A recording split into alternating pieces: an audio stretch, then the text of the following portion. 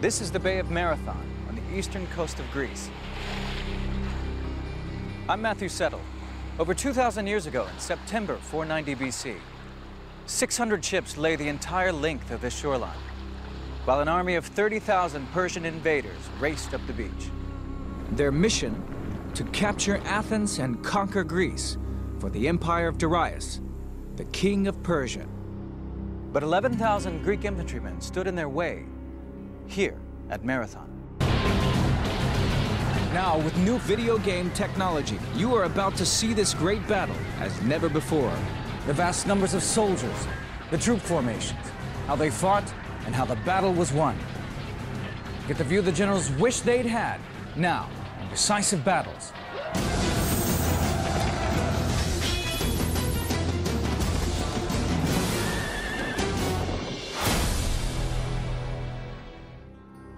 This is the burial mound of Marathon. Beneath me lie the remains of Greek soldiers who died in battle on 9/11, 490 BC. At that time, Greece was not a unified nation. It was a collection of independent city-states, like Athens, Corinth, and Sparta, each with their own laws and systems of government. The most influential city was Athens. 20 years earlier, the Athenians had gotten rid of their king, Hippias, who was a cruel and brutal ruler. Athens became a democracy and began to flex its muscle against Persia, the greatest power in the Mediterranean at the time. Athens even supported a revolt of some of the Greek islands, who were trying to break free from Persian rule. The Persians saw themselves having a sort of God-given right to rule the world, and they expanded in every direction. They probably expected most countries and nations that they encountered to simply surrender. Their procedure of declaring war was in fact to demand a surrender, and if that wasn't then given, they would fight. The Persian king Darius became furious with the Athenians. He decided that when the time was right, not only would he conquer Athens, but all of Greece. Darius had a servant. Every time he sat down to dinner before he would eat, the servant would whisper in his ear, "Sire, do not forget the Athenians." So, when the deposed king, Hippias, fled from Athens to Persia, he received a friendly welcome. I think it would be fair to regard Hippias essentially as a political pawn. The Persians weren't really too concerned what type of regime they would set up in conquered territory, so long as they were confident that he would be loyal to them. In 491 BC, Darius sent envoys to Athens and Sparta. They demanded gifts of earth and water as acknowledgement of the power of Persia. The Greeks threw the envoys into a ravine used for executing criminals. The Spartans threw the second pair down a well. What the Greeks most hated was the idea of slavery, of not being free, and they were determined not to allow themselves to be taken over by a foreign power without a fight. Darius was furious. He assembled a huge fleet of 600 ships and mobilized his army. And when they set out for Greece in 490 BC, the exiled king Hippias sailed with them. The invasion force of 30,000 men was led by Datis, Persian commander in the west. Hippias was only too happy to advise him on the perfect landing place, the broad beach at Marathon Bay. The Persians had very consciously picked a place that suited the kinds of forces that they had. Basically, within the territory of Athens, they couldn't have found pretty much a better place for them to land.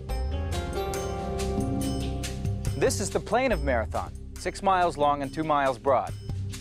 Apart from the marshes at either end, it's an unbroken plain, perfect for the battle tactics of the Persians with their light infantry and cavalry.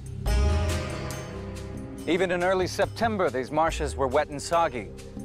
A man couldn't walk on them, let alone several thousand horses.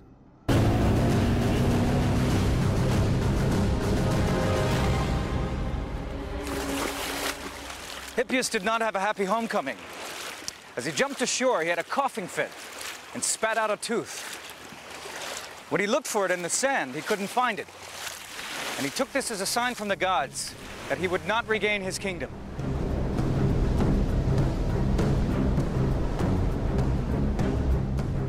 While Datis unloaded his ships and assembled his men, the Greek army was gathering in the mountains overlooking Marathon. This Athenian army was made up of many local tribes loyal to Athens, 1,000 men each from 11 tribes. each commanded by its own general. But in overall command was the Greek general Miltiades. Missing from these 11,000 men were the fiercest and most feared Greek fighting force, the Spartans. Miltiades sent a runner, Pheidippides, to Sparta to ask for help. The Greeks generally used runners as messengers, sometimes horsemen, but very often runners, partly perhaps due to the rough terrain that they often had to negotiate. Pheidippides was a day runner, someone who could run all day delivering messages. According to the historian Herodotus, he ran the 150 miles between Athens and Sparta in 2 days, but his epic run was all in vain. The Spartans were celebrating a religious festival, and they refused to march until after the full moon. The Spartans were notoriously pious, notoriously slow, notoriously tardy, and arrogant in a way. And I think they felt, oh, we'll just get over there when we get there. Athens would stand alone. Miltiades faced impossible odds. We know very little about this Greek commander. He was from a leading family in Athens and must have had considerable military experience to win command of the army. But we may have one link that stretches back 2,500 years. This helmet is an exact replica of the one recovered by archaeologists. It's from exactly the right period and had the inscription, "Miltiades dedicates this helmet to Zeus." It was very probably Miltiades' own helmet and was exactly the kind worn by the Greeks at Marathon. The Greek army fought as infantrymen, or hoplites. They were called this after the shield they carried, the hoplon. The hoplite fought in a phalanx formation, an almost unbreakable wall of men and shields, pushing forward incessantly. The shield of the hoplite was a big shield, about 1 meter wide, but it covered only half the body, and therefore the protection comes from the overlapping of each shield with the man next to him.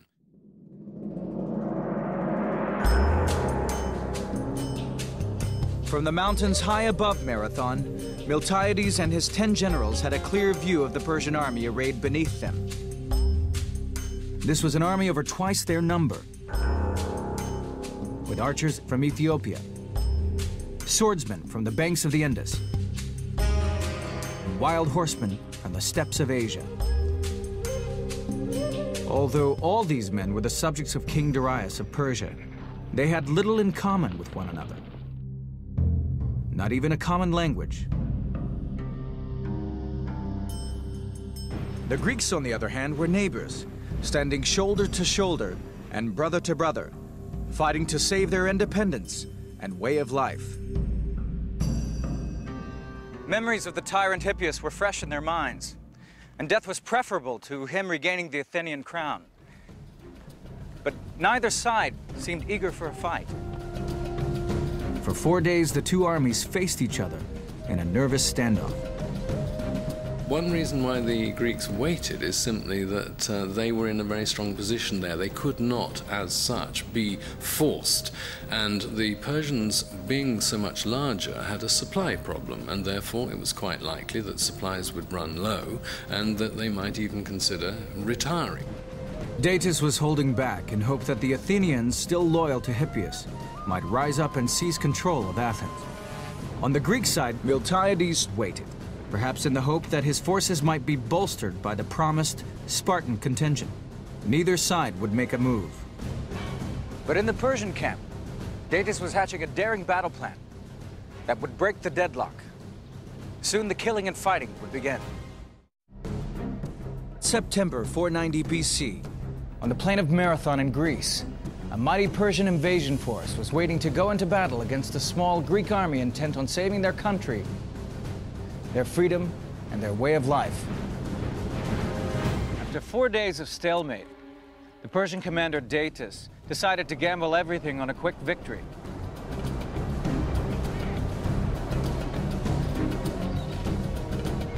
Under cover of darkness, he loaded all of his cavalry and some of his infantry back onto his ships. While the Athenian army was at Marathon, he would sail round the coast, land his troops, and attack the unprotected city of Athens. His faithful commander, Artaphernes, would stay at Marathon with a holding force of around 12,000 men. If Datis thought he could load thousands of horses and men onto his ships and sail quietly away into the night, he was very much mistaken. Miltiades' scouts uncovered the ruse.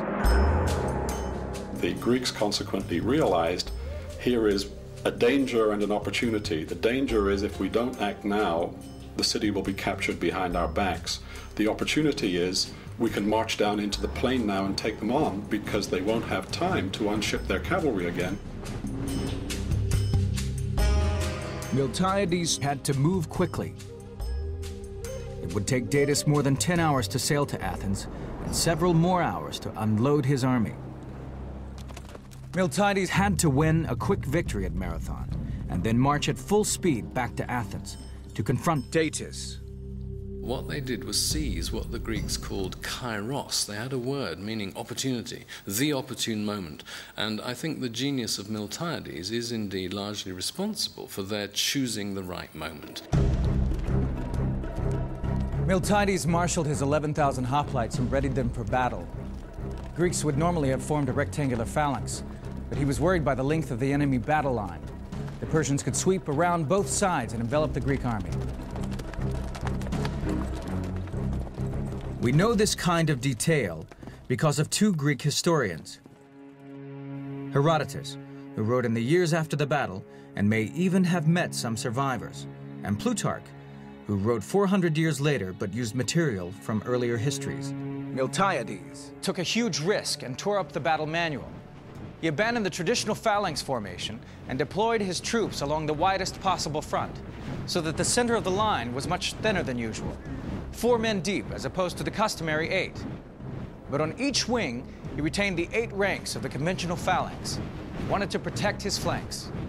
The Greek heavily armored infantry, they had a 3-foot shield that would cover them from brow to knee, greaves down here on the shin guards, and then a helmet with just eye slits, so that when they put that helmet at the rim of the shield, they really were pretty much invulnerable. As the Greek army rolled forward, Miltiades was already thinking of the next problem. The massed ranks of Persian archers, deadly at up to 300 yards. The Greeks would have to cover that final distance at speed, or risk being slaughtered. They marched forward at a sedate pace, the usual sedate pace of a hoplite army advancing, until they came within bowshot, which is maybe 100 yards or so. Once within bowshot, the Greeks came under a hail of arrows. Miltiades' troops broke into a run. This astonished the Persians. The phalanx, by its very nature, usually went into battle at a slow, steady pace. The Persian archers would have posed a very serious threat to the hoplite force. They had very powerful bows and large arrows that could have done serious damage. Imagine yourself in full armor, with a heavy shield, spear and sword, a total weight of 70 pounds, having to race to the enemy and be able to put up a strong fight when you reached him. There was a British historian who actually built himself a suit of hoplite armor and went to Marathon and ran from approximately the place where the Athenian camp was to the site of the battle, and showed that a fit man could actually run that distance in armor. The hoplites trained hard for this. There was even a hoplite event in the Olympic Games of the period, which involved sprinting over 400 yards in full kit and armor. The Persians were puzzled. From their ranks, all they could see was a long line of Greeks running down on them. Surely they would be out of breath before they even got close enough to fight. These Persian infantrymen were more skirmisher troops than heavy infantry. Lightly armed with short spears and scimitars, they formed ranks as a line of steel-tipped spears came hurtling towards them. The two armies clashed head-on. The Persians soon realized their weapons were hopeless against the Greek army, but they fought back valiantly, and by sheer weight of numbers began pushing the Greek center back. It looked like Miltiades' gamble had failed, and all the while Datis was sailing closer to Athens. It is 490 BC. The Greek army is being pushed back by Persian invaders, and a Persian fleet is on its way to attack Athens. As the Greeks fell back in the center, the Persian commander, Artaphernes, smelled victory. The way in which Miltiades drew out the Athenian army, enormously lengthening and thinning his center, was one of the riskiest things, I think, in all of ancient warfare. But now the strong Greek phalanxes, on the wings, beat back the thinner Persian line and began to push in towards the center. Each phalanx moved on command, as one unit, wheeling left or right, almost turning on a dime. Miltiades' gamble had paid off. As the center fell back, his wings slowly encircled the enemy. The slaughter began in earnest, as the heavily armored Greeks hammered into the Persian divisions. And then that whole center of the Persian army became essentially a killing zone. Certainly, to fight that way took great strength and great endurance, and you haven't even talked about the heat of the summer. The Persians continued to throw themselves onto the attacking phalanx, desperately trying to find a way to break it. In the meantime, the Persian archers poured thousands of arrows into the Greek lines, now so closely packed with the Persian infantry that they were bound to hit their own soldiers. The Greeks felt that right and might were on their side and fought like men possessed. Tactics were not so important in those days. It was more just the guts to stand next shoulder to shoulder with your mates and carry on the fight. The Persians were a broken force. They had never been defeated by the Greeks. But now thousands of their soldiers lay dead or died. Suddenly the Persians broke and ran for their ships, desperate to escape the slaughter.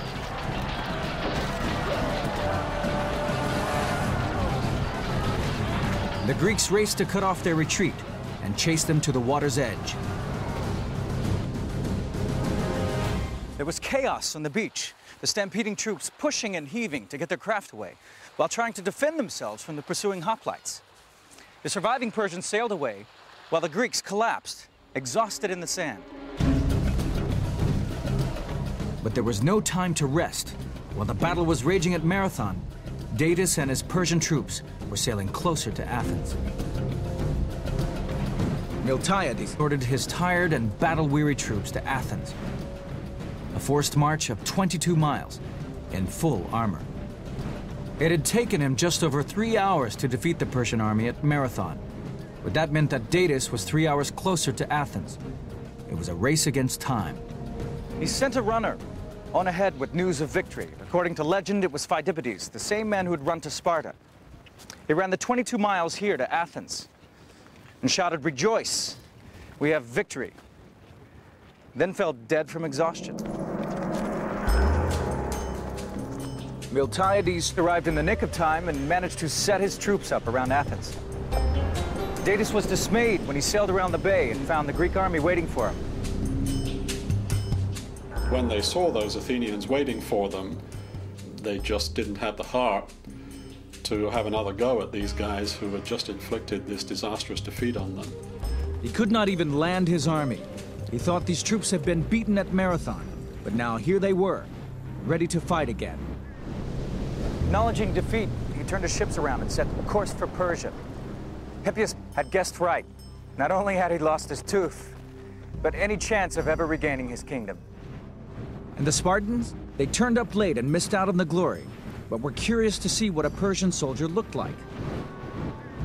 They marched on from Athens to inspect the dead. They say that the Spartans were sort of like sightseers, toured the battle afterwards, and that they were pretty shaken up to see what great work their rival Athenians had done. I think it really did eat at the Spartans' guts, that these foppish Athenians had polished off the Persians. if the Persians had won the battle and had occupied Athens, they would then have had a basis in mainland Greece for further campaigns, and that might well have changed the course of history.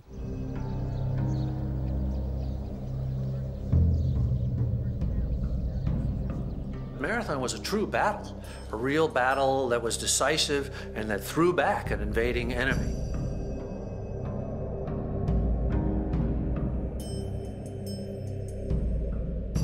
The fame of Marathon is, in my view, imperishable. It was an extraordinary victory. But for Marathon, you wouldn't then have had the ensuing civilization of the Greeks. The Persians had lost 6,500 men. The Greeks, 192. This was a great victory for Greece, but an even greater victory for Athens. In the space of 20 years, its citizens had got rid of their king and pushed back the Persian Empire. In the process, they had created a new form of government. They called it democratia. We call it democracy. And Phidippides, his run is remembered at every Olympics, and each year in cities around the world when ordinary people run the marathon.